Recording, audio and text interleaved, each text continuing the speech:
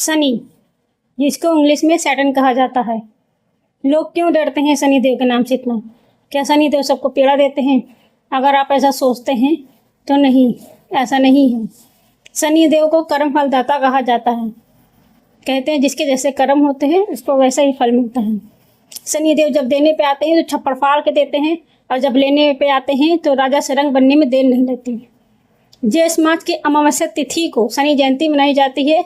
इस बार शनि जयंती 16 मई 2026 को मनाई जाएगी। शनि देव को कर्म फलदाता कहा जाता है।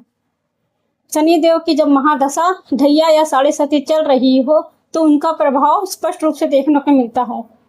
आप कोई भी ऐसा काम ना करें जब शनि देव की ढैया, महादशा या साढ़े सती चल रही हो, जिससे आपको आगे चल के कोई परेशानी हो। शनि देव का दिया हमेशा सरसों के तेल से जलाना चाहिए। शनि देव की पूजा कभी घर में नहीं की जाती, ना शनि देव की कभी मूर्ति घर में रखी जाती है, ना उनकी तस्वीर ही घर में लगाई जाती है। शनि देव की पूजा कभी दिन में नहीं की जाती। शनि देव की पूजा हमेशा सूरज ढलने के बाद की जाती है। शनि देव के मंदिर में आप जब जाए तो इस बात का खास ध्यान रखें कि शनि देव के सामने कभी खड़े होकर सर नहीं झुकाना चाहिए, और न कभी शनि देव के आंखें में आंखें डाल के देखनी चाहिए।